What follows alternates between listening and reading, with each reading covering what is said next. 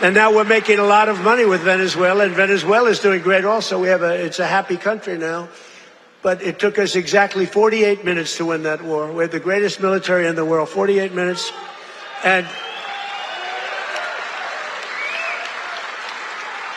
we've paid for the cost of the war, wait till you hear this, 28 times already. More, but 28 times. So the cost of the war, we've already, because we brought millions of barrels of oil out, and we're getting along great. The people running it, they're our people, they're great people. And the people are happy in the country. They have smiles, they were miserable, they were starving.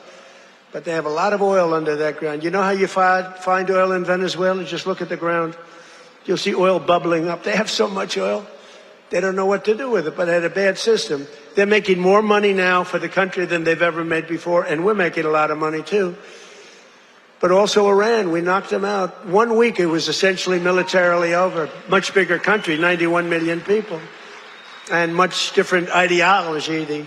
The ideology of the Muslims is slightly different than the ideology of the Catholics.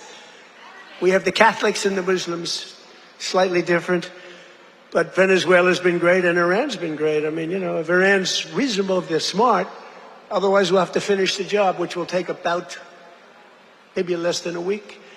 But they're going to be okay, I think. They're going to do what they have to do because we want to have it done. Pemirsa, CEO dan Antara Rosan Roslani mengungkapkan Presiden Prabowo Subianto meminta Bank Himbara agar tidak hanya berorientasi pada keuntungan, namun juga mampu memberikan manfaat nyata bagi masyarakat dan mendukung pertumbuhan ekonomi nasional.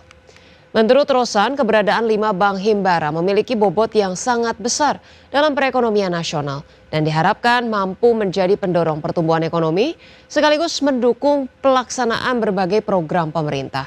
Meski didorong untuk memperluas pembiayaan, Rosan mengungkapkan Presiden tetap mengingatkan agar seluruh kegiatan bisnis perbankan dijalankan secara profesional dengan mengedepankan prinsip kehati-hatian demi menjaga stabilitas sistem keuangan.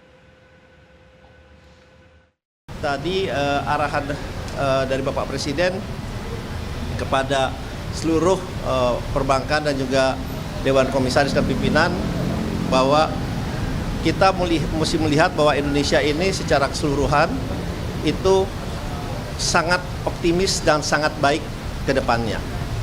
Nah, oleh sebab itu perbankan juga semata-mata tidak hanya mengejar dari segi laba, tetapi juga harus dirasakan kehadirannya ke masyarakat, ke rakyat dalam bentuk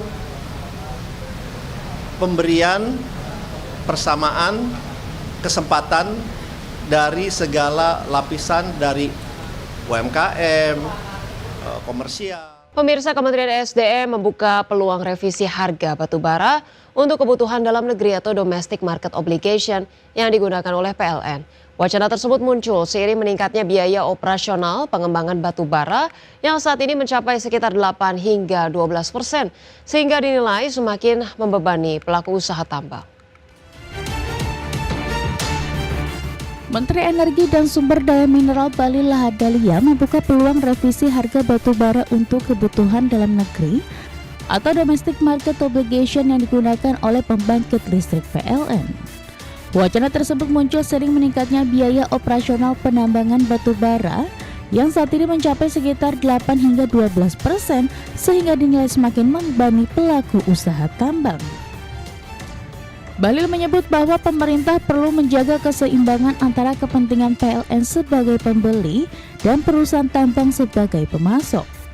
Ia menegaskan bahwa pengusaha tidak seharusnya dipaksa menjual batu bara dengan harga yang terlalu rendah hingga berpotensi menimbulkan kerugian. Saat ini Kementerian SDM masih menghitung berbagai dampak yang mungkin timbul jika harga batu bara DMO direvisi. Perhitungan tersebut dilakukan untuk memastikan kebijakan yang diambil tidak merugikan PLN, namun tetap memberikan ruang usaha yang sehat bagi perusahaan tambang. Nah, ini yang kita lagi cari solusinya. Tapi secara yang lainnya nggak ada masalah, bro. Pak, masih akan ada pemadaman Pak? Insya Allah nggak ya. Harga DM udah mulai masalahnya nggak Pak? Harga DM kan 70 loh. Akan ada Pak masalahnya untuk pemahaman kemarin kan Bapak waktu di DPR ada sebut itu. Oh iya, untuk medium ini kan SR-nya sudah dari 8 sampai 12%. Kos produksinya kan udah tinggi. Jadi kita juga harus membijaksanai agar teman-teman pengusaha juga jangan juga dibeli dengan harga yang sangat murah.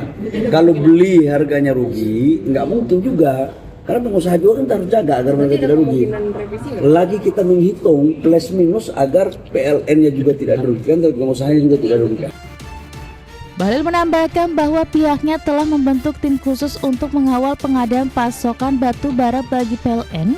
Tim yang melibatkan PLN, Inspektorat Jenderal Kementerian SDM, Direktorat Jenderal Mineral dan Batu Bara serta Badan Pengawasan Keuangan dan Pembangunan yang dibentuk guna mengatasi kendala pasokan batu bara kalori sedang. Selain itu, tim akan memastikan distribusi berjalan lancar, transparan, dan tepat sasaran hingga ke pembangkit listrik. Dari Jakarta, Raharjo Patmo, IDX Channel. Pemirsa, PT Timah Tbk atau TINS mengalokasikan belanja modal atau CAPEX sekitar 450 miliar rupiah pada 2026 untuk mendukung pengembangan usaha dan penguatan operasional. Investasi ini menunjukkan komitmen perseroan dalam menjaga keberlanjutan bisnis di tengah meningkatnya kebutuhan timah global untuk industri elektronik, energi terbarukan, dan pusat data modern. PT Timah telah mendapatkan persetujuan pemegang saham untuk mengalokasikan belanja modal sekitar 450 miliar rupiah pada 2026. Dana tersebut akan digunakan untuk mendukung penguatan bisnis inti perseroan, terutama pada kegiatan produksi dan pengembangan cadangan timah. Langkah ini menjadi bagian dari strategi jangka panjang untuk menjaga keberlanjutan operasi pertambangan.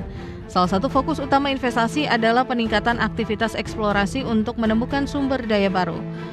Perseroan akan memperkuat eksplorasi aluvial dalam cadangan dan primer seiring menipisnya cadangan aluvial yang selama ini menjadi sumber produksi utama.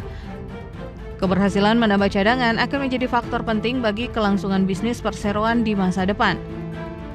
Permintaan timah global terus meningkat seiring pertumbuhan industri elektronik, panel surya, kendaraan listrik, dan infrastruktur digital.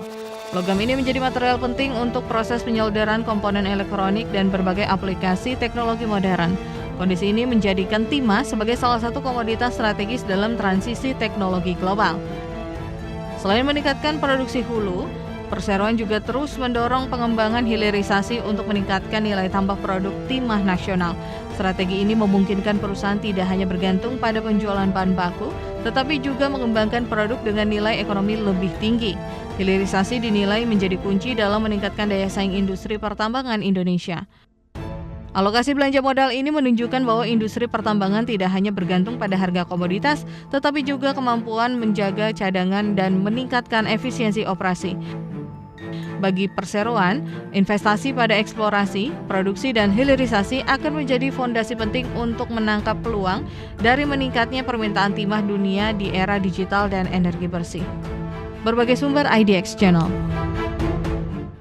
Pemirsa, PT Bank Amar Indonesia Tbk atau Amar Bank memutuskan membagikan dividen tunai sebesar 110,1 miliar rupiah. Keputusan ini menjadi sinyal positif bagi industri perbankan digital nasional yang kini mulai menunjukkan kemampuan menciptakan pertumbuhan berkelanjutan sekaligus memberikan nilai tambah bagi investor. Pembagian dividen disetujui dalam RUPST setelah Persero membuka laba bersih tertinggi sepanjang sejarah perusahaan pada kuartal pertama 2026. Investor akan menerima dividen tunai Rp6,11 per saham dengan dividen yield sekitar 3,13% berdasarkan harga penutupan saham terakhir. Langkah ini menunjukkan kepercayaan manajemen terhadap prospek bisnis perseroan ke depan. Kinerja positif Amar Bank ditopang oleh pertumbuhan kredit bruto yang melonjak 30,62% secara tahunan menjadi Rp4,16 triliun. Pertumbuhan tersebut berhasil mendorong total aset perseroan meningkat 34,72% menjadi Rp6,93 triliun. Pencapaian ini menunjukkan besarnya permintaan terhadap layanan keuangan digital di segmen retail dan UMKM. Selama beberapa tahun terakhir, banyak bank digital berfokus pada pengembangan ekosistem dan akuisisi nasabah. Kini industri mulai memasuki fase baru di mana profitabilitas dan efisiensi operasional menjadi ukuran utama keberhasilan.